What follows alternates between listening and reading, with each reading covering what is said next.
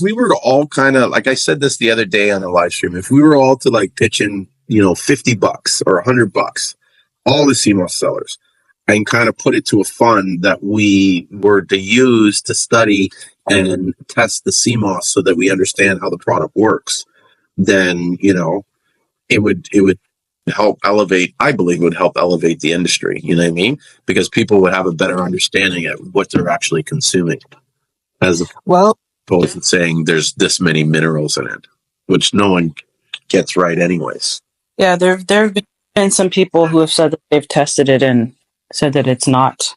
You don't really see people say 92 out of 102 anymore, but it's still good. It doesn't matter whether it's 55. Yeah. It's still a great product, and it's been used for a very, very long time. So, century.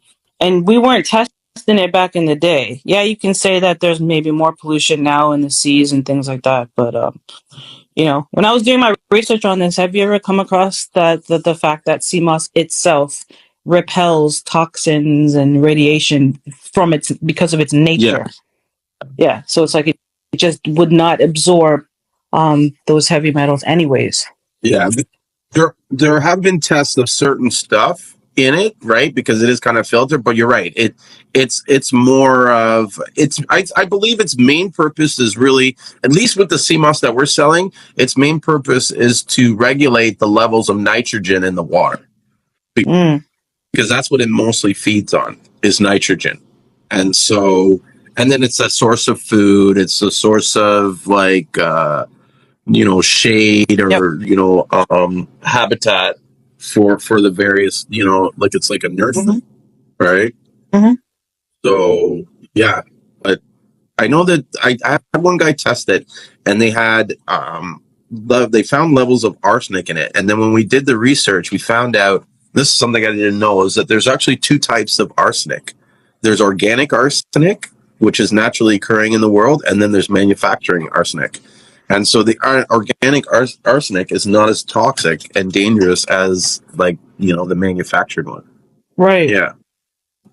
And so, yeah. Interesting. Yeah, there is a lot of chemicals that occur naturally, but you hear it and you're just like, what the? Yeah. And I was like, oh my gosh. But, generally, if you have the Seamoss in good areas, clean waters and stuff like that, there's not a lot of heavy metals everywhere. Do you know what I mean? Like, right. At least my experience in St. Lucia is that, unless you're in an area that has a high concentration of human activity, you're not going to get, a lot of toxic stuff going into the water, right? Which kind of also brings it back to that whole argument about wild crafted versus wild harvested. Sorry? That kind of goes back to the whole argument about wild crafted versus wild harvested. Wild crafted, taking it from the deeper parts of the sea and then bringing it to the shallow part of the sea to grow it. People have looked down on that. Farmed Seamoss and this and that, when it's really a sustainable way to make the Seamoss. It's clean because you're going to go choose waters that are cleaner. Disturb the ecosystem that was already there. You're not taking the what you said before, the shade and the food from the ecosystem.